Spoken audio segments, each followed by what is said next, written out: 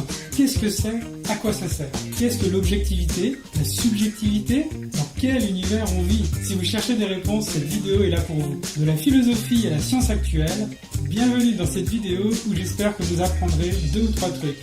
Installez-vous confortablement, la science, c'est parti! Qu'est-ce que la science? La science représente un esprit critique, une méthode d'analyse et une tradition de l'esprit qui se veut prouvable, démontrable et vérifiable. Nous commencerons par l'étymologie du mot science, du latin scientia, connaissance, lui-même du verbe sciere, savoir. Au cours de l'histoire, différents auteurs scientifiques ont constitué la science. La science telle que nous la connaissons aujourd'hui. En grec ancien, c'est le mot épistémé qui signifiait la science.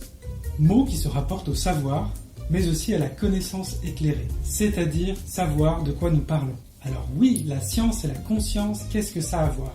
On retrouve le mot science dans conscience. Si vous ne le saviez pas, le préfixe con ou co signifie avec, ce qui nous donne plusieurs mots intéressants en français, comme comprendre, prendre avec. Par exemple, ce cercle est à l'intérieur de ce carré. Donc le carré comprend le cercle. Avec le savoir, il y a aussi la connaissance. Certains les opposent, disent même que le savoir est livresque et que la connaissance, elle, vient plutôt de l'expérience. Dans le parler commun, dans la vie de tous les jours, on considère la connaissance comme quelque chose qui a plus de valeur que le savoir. Ce qu'il faut savoir, c'est que pendant longtemps, le mot intellectuel était vu de façon négative. Un intellectuel, c'était quelqu'un qui avait une connaissance théorique, mais qui en réalité ne faisait pas connaissance de ce savoir, finalement. Donc, quelque part, on considérait que c'était un savoir qui ne servait à rien, qui n'avait pas d'application, qui n'avait pas de fondement. Des gens sans expérience, qui n'étaient pas dans la matière, dans la vie de tous les jours, finalement. La connaissance est donc mise au-dessus du savoir dans sa dimension de maturité. On grandit avec une connaissance. D'ailleurs, il n'y a pas de mauvaise sorte de connaissance. Tous les métiers ont leur lot de connaissances, tous les savoir-faire. Je pense au métier manuel par exemple. C'est même le paradoxe du bricoleur qui étudie pendant des heures les théories dans des livres, etc., qui mesure tout avec son maître, mais qui n'arrive jamais à faire comme un professionnel qui lui s'appuie sur sa maîtrise de l'outil et de la technique, plutôt que sur des calculs, en tout cas pas seulement sur des calculs. Le professionnel finit par un résultat plus parfait que le bricoleur qui essaye de tout contrôler. Mais alors qu'est-ce que la connaissance? On l'a vu avant avec les mots qui commencent par con ou co, que c'est avec. Et dans connaissance, ce serait avec naissance, co-naissance, con-naissance. Qu'est-ce que ça veut bien vouloir dire naître avec? Si on apprend quelque chose, ça voudrait dire qu'on est né avec? C'est bizarre. En fait, c'est un peu plus profond que ça. Et oui, c'est pour ça qu'on va parler de conscience. Conscience avec science. Si on reprend encore la règle du cocon, c'est marrant ça, cocon, en fait ça nous ramène à cette histoire de connaissance. Car le cocon, c'est exactement ça. La chenille et le papillon, c'est pas la même chose. C'est pas les mêmes êtres, mais ils partagent une conscience en commun. C'est la même entité qui est née 2 fois. L'idée de connaissance, c'est pareil. Pour passer d'avant la connaissance à la connaissance, il faut mourir puis renaître. Bah oui, c'est en mourant, lorsque l'ignorant meurt, qu'on change.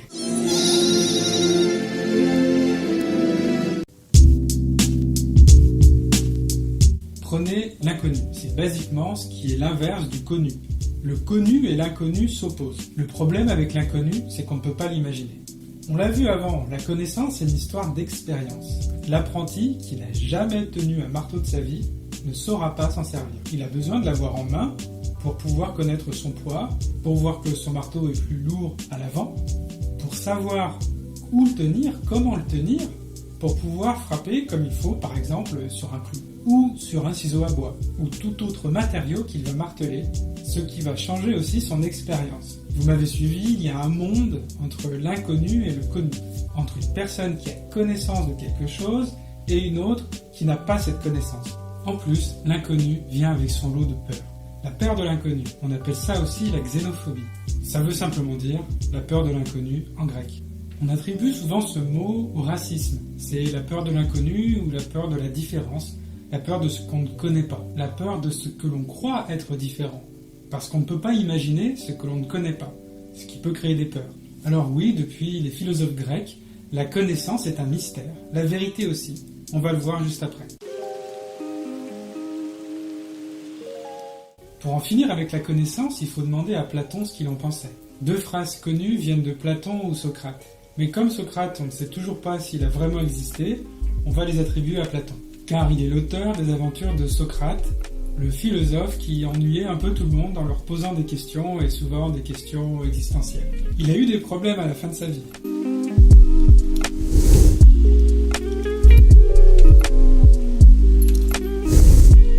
Voilà, on retrouve nos 2 mots d'avant, le savoir et la connaissance. La première phrase est incomplète. Connais-toi toi-même, c'est un raccourci de connais-toi toi-même et tu connaîtras l'univers et ses dieux. Bon, c'était il y a longtemps, chez les Grecs il y a plusieurs dieux ou divinités, mais c'était des religions très différentes des religions actuelles, des religions monothéistes, etc. C'était pas vraiment pensé comme des dieux. On va pas s'attarder sur la religion, ça serait encore plus compliqué que de parler de la science. Ah mais oui, parce qu'on parle toujours de la science dans cette vidéo. Vous allez tout comprendre. Suivez-moi encore un tout petit peu, s'il vous plaît. Platon mettait en opposition plusieurs choses qui ont encore du sens actuellement. Se connaître, c'est regarder à l'intérieur de soi. C'est éclairer qui nous sommes, en quelque sorte. Comme si vos yeux étaient tournés vers l'intérieur de vous-même. D'ailleurs, quand il explique cette phrase, « Connais-toi toi-même », il l'explique à son ami Alcibiade, et il lui dit « Connais-toi toi-même, c'est vois-toi toi-même ». Alcibiade était un jeune qui voulait faire de la politique et qui a demandé à Socrate des conseils. Et Socrate lui a répondu que pour gouverner, il fallait être un homme bon. Être bon. Je raccourcis encore un peu l'histoire, mais en gros, pour être bon, il faut se connaître soi-même et chercher le bon en soi. Car oui, Platon part du principe que l'homme est bon, qu'il peut agir mal, mais qu'au fond, nous sommes tous bons. Alors c'est quoi le bon? C'est un peu de la morale tout ça, le bien, le mal. Alors c'est marrant que vous me posiez la question. Enfin, je la pose la question, c'est moi qui écris la vidéo. C'est justement la question suivante. On parle toujours de la science là? Oui. Reste un peu, tu vas comprendre, c'est ça. Le beau, le bien, le bon, la vérité. Le bon chez Platon, c'est aussi le bien, et même le beau. Bon, bien, beau, tout ça c'est parfait, c'est complet, c'est un. Et Platon voit ça en opposant 2 choses. Le monde des idées et le monde des sens. Dans le monde des idées, c'est là que le un existe, que la vérité, le beau, le bien existent. Ensuite, il y a donc le monde des sens, c'est la vie, c'est l'expérience qu'on a du vécu, du vivant, c'est ce qu'on capte avec nos sens. Dans le monde des sens, la vérité n'existe pas, le bien, le bon non plus, etc. Donc Platon nous dit, ça sert à rien de regarder dehors, tu ne trouveras pas la vérité, ou le bien, ou le bon. Mais simplement un reflet de la vérité, un reflet du bon, etc. Paradoxe! Bah oui, mais attention, il faudra s'y habituer, car en philosophie, il y a toujours des paradoxes. Est-ce que ça veut dire qu'on ne dit ou pense que des idioties? Un peu. Mais ça veut surtout dire que toute vérité dans ce monde peut être contredite. Et donc que Platon a raison, la vérité est ailleurs. En résumé, pour coller les morceaux ensemble, observer l'extérieur peut nous amener à la vérité ou au bien selon Platon. Comment? En passant par la connaissance que nous nous ferons de nos observations. C'est-à-dire en faisant vivre en nous ce que nous observons. Et qu'on peut voir le monde tel qu'il est. Spoiler, il est beau le monde. Nice. Selon Platon. Il est encore plus beau quand vous le regardez en cherchant le beau qui vient de vous-même en fait. Car tout ne serait qu'un reflet de nous-mêmes dehors. Oui, ça devient un peu égocentrique, mais c'est positif, non? Et la science dans tout ça? Bah elle cherche la même chose que Platon, la vérité. Ça fait un bail qu'on a compris qu'elle n'existait pas. Un peu comme Platon ou Socrate. Mais on a la base de la réflexion scientifique. Être curieux, vouloir évoluer, grandir. Pourquoi? Pour le bien, c'est-à-dire gratuitement. C'est comme un truc que l'être humain serait le seul à pouvoir vraiment faire, c'est-à-dire se poser des questions et découvrir des choses. Un dernier mot sur le bien et on passe à la science du point de vue universitaire et technique. Le bien, c'est pas des biens. Le bien, c'est pas des biens. Petit jeu de mots. Et oui, il faut demander à Monsieur Augustin. C'est un peu plus récent que Platon, mais c'est toujours un peu vieux quand même. On dit que c'est Augustin ou Saint Augustin qui aurait inventé la notion de bien et de mal. Que depuis ce moment, en Occident, on penserait avec ces 2 opposés. C'est toujours un peu le cas, on va dire, dans les films des années 90, Vous avez des gentils et les méchants. Et les méchants, ils sont méchants parce qu'ils sont méchants, et les gentils parce qu'ils sont gentils. Je suis le méchant et je veux tuer la gentille. Mais comme Platon, Augustin, il n'était pas si bête. Il n'a jamais dit « ça c'est bien et ça c'est mal ». Mais bon, il a parlé un peu de religion, de damnation et de salut. Bref, mais sa pensée était tellement mieux que ça. Pour lui, le bien, il l'appelait en fait la sphère céleste. Et la sphère céleste, devinez quoi? C'est être. Et être, c'est en nous. Et en opposition à la sphère céleste, il disait il y a la sphère terrestre. Ça, ce serait plutôt le avoir, et donc on pouvait considérer que c'était ça le mal, selon Augustin. Ouais, c'est aussi simple que ça. Pourquoi? Simplement parce qu'on est mortel, comme tout ce qui nous entoure. Et que s'intéresser aux biens matériels, c'est s'intéresser à des choses périssables, à des choses qui vont pourrir, un peu comme nous, enfin nous. Notre corps va pourrir. Et donc, d'après Augustin, ça ne sert à rien de s'intéresser aux biens matériels et aux choses de l'extérieur, parce qu'elles sont périssables et qu'elles ont une fin. Que d'après lui, ça ne sert à rien de s'intéresser à des choses qu'on n'emportera pas au paradis, quoi. Ou à l'au-delà, à la mort, quoi. Donc cette préoccupation-là, ce serait le mal pour Augustin. Contrairement, en fait, à ce qu'il appelait le bien à la sphère céleste, c'est-à-dire ce qui n'a pas de fin, ce qui est infini, l'esprit. Donc le bien, c'est s'intéresser à ce qui nous dépasse, c'est-à-dire à la vie, au souffle de vie. Un temps de vie qui est très précieux. Oui, dites-moi que vous ne valez pas la peine d'être en vie pour voir. Votre vie n'a pas de prix, c'est aussi simple que ça. Donc faites-vous du bien, existez. Tout ça pour prendre conscience. Oui, elle est là la source de la science. Elle n'est pas si différente de la spiritualité ou de l'art. Un scientifique, c'est un être humain qui cherche l'absolu, sans chercher son utilité, car c'est l'utilité suprême, l'absolu, que de se poser des questions sur le vivant. C'est quoi la science alors? Aujourd'hui, la science sort un peu, parfois beaucoup, de ce sens premier, très humain que nous venons de voir. Mais ça ne veut pas dire que c'est incompatible avec ce qu'on vient de voir. Au contraire même, la science c'est du bon sens. C'est une manière de se poser toutes les questions que nous venons de nous poser, mais ensemble. Comment? C'est la question scientifique, ça. Comment? Et non pourquoi. Donc le pourquoi et le comment, on les a séparés. En même temps qu'on a enlevé l'esprit à la science. La spiritualité, si vous voulez. Comment on a enlevé l'esprit à la science? On va même expliquer pourquoi, tiens. Et aussi, qu'est-ce qu'il faut qu'on enlève de la pensée et qu'est-ce qu'on garde dans l'esprit scientifique. C'est Popper, un grand épistémologue du XXe siècle, qui nous a permis de clore le débat philosophique de qu'est-ce que c'est que la science. Épistémologue, ça vient de épistémologie. On l'a vite fait vu au début de la vidéo, ça vient du grec épistémé. C'est une manière de parler du savoir éclairant. C'est la science quoi, et logique. Épistémé, épistémologie, étude du savoir. C'est le mot qu'on emploie aujourd'hui en science pour parler de la science, ou l'étude de la science finalement. Popper lui parle de quoi? De comment on devrait faire de la science, afin que nous puissions être objectifs et que tous les scientifiques puissent parler de la même chose, c'est-à-dire du réel. Et oui, car le scientifique cherche à comprendre l'univers. On s'est donc focalisé sur l'extérieur. Platon et Augustin ne seraient pas très contents. Mais il y a une raison à ça. C'est pas pour être mauvais, car on le rappelle d'après Augustin, ce qui est dehors, ce serait le mal. Mais en fait, le dehors est ce qu'on peut observer et observer ensemble. Alors que regarder en soi, à l'intérieur, c'est un travail solitaire et subjectif. C'est simple, il n'y en a pas un qui est meilleur que l'autre. Le subjectif, ça vient du mot sujet, et l'objectif, ça vient du mot objet. La science n'a que des objets de recherche, et non des sujets de recherche.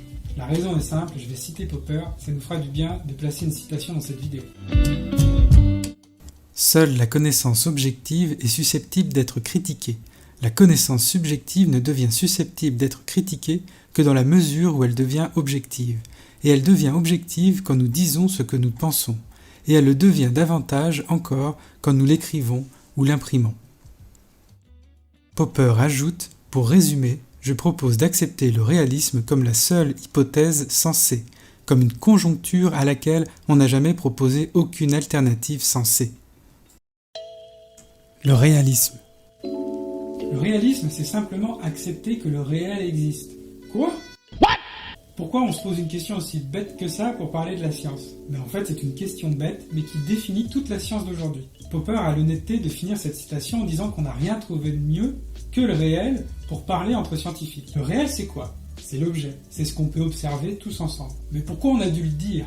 Parce qu'il y avait encore des personnes qui se disaient scientifiques au début du XXe siècle, mais qui s'appuyaient sur leurs idées, leurs intuitions, voire leurs croyances pour faire science. Mais alors pourquoi exclure les croyances de la science ? La science n'exclut pas la croyance, pas exactement.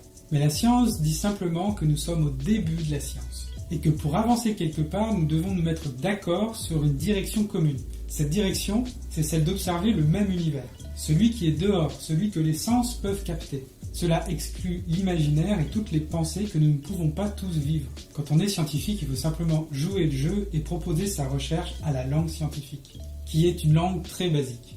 Elle évolue, mais doucement. Cette langue est la langue de la preuve et de la démonstration actuellement. Ce qui veut dire qu'on ne peut pas simplement affirmer quelque chose parce qu'on y croit. Il faut amener toute la communauté scientifique à comprendre que ce que nous croyons est vrai. Et pour ça, il faut rendre l'idée qu'on avait à l'origine objective. On passe du subjectif à l'objectif, sachant que l'objectivité n'existe pas. Pas absolument. C'est le paradoxe scientifique. Mais on n'a pas le choix, il faut qu'on puisse partager un monde. Un monde, pour le moment, un peu vide de sens, mais qu'on aura le temps de remplir petit à petit, doucement. Très doucement, mais sûrement.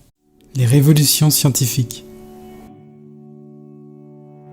Un dernier auteur qui nous permet de comprendre l'évolution, c'est Kuhn. Kuhn est l'épistémologue qui a démocratisé la notion de paradigme en science. On parle de paradigme scientifique. C'est quoi un paradigme ? C'est la croyance actuelle scientifique la plus plausible et objective qu'on ait trouvée. Par exemple, la gravité de Newton. Vous savez, le gars qui a reçu une pomme sur la tête.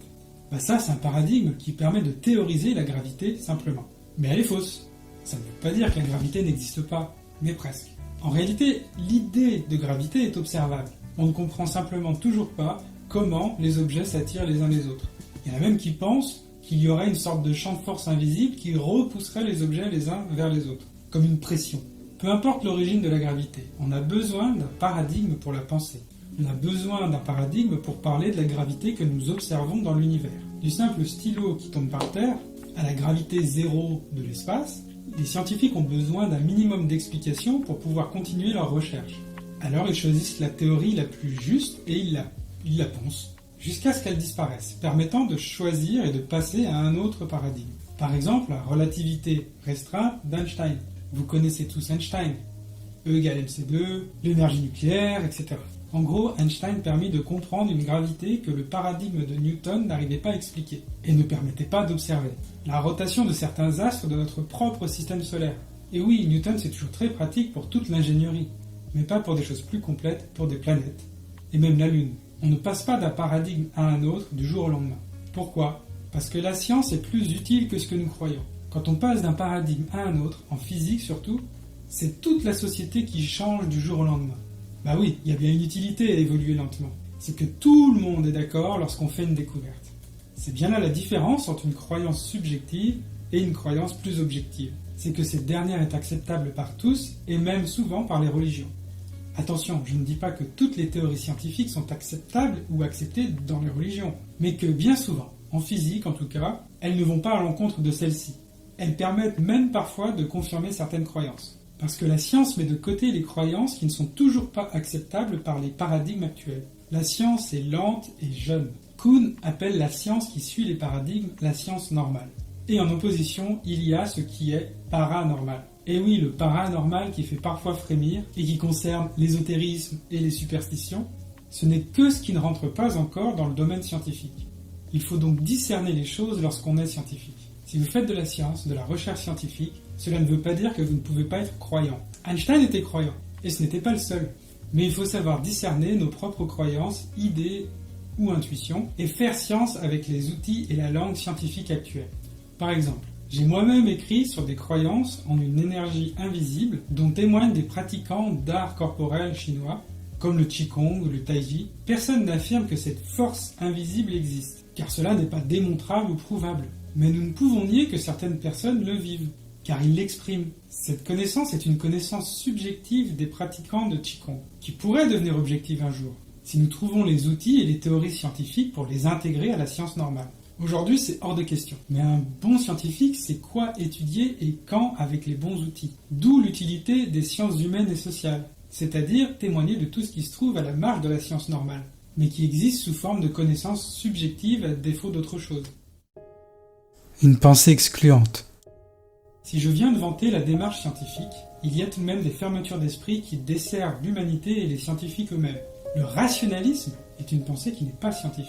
Et oui, je vais en choquer plus d'un ici. Mais le rationalisme n'est pas du réalisme. Si on veut être réaliste, il faut rester humble. Humble face à l'univers et ses mystères. Car il suffit d'interroger les astrophysiciens, les astronomes comme on les appelle aujourd'hui, astro plus nommés, pour comprendre les théories actuelles. Nos paradigmes scientifiques sont à la marge d'une révolution. Et que la science vit en ce moment même une crise. Pour pouvoir avancer sur l'humilité du chercheur, aussi des chiffres simples à comprendre, que je vous conseille d'aller vérifier par vous-même. Attention, ce que je vais vous dire n'est là que pour vous faire apparaître à quel point nous ne savons rien sur l'univers dans lequel on vit. Ni le Big Bang, ni la gravité sont des choses acquises, bien au contraire. Les physiciens, donc, expliquent que notre univers n'est composé que de 5% de matière baryonique. Oups, un mot barbare, même pour moi qui ne suis pas physicien, mais ça veut dire quoi? La matière baryonique, ce serait la matière tangible, visible, celle qu'on peut observer avec nos 5 sens. Je simplifie. Mais attendez, c'est pire que ce qui paraît. Ça veut dire qu'il y a 95% de notre univers qu'on ne peut pas observer. Tragédie. On m'aurait menti. On m'aurait menti. Pourtant, j'ai des connaissances scientifiques, j'ai un esprit rationnel. Je connais des choses et je comprends mieux la vie que les gens qui ne savent pas tout ce que moi je sais. Ironie. Ben non, même pas. Qu'est-ce que cela veut dire?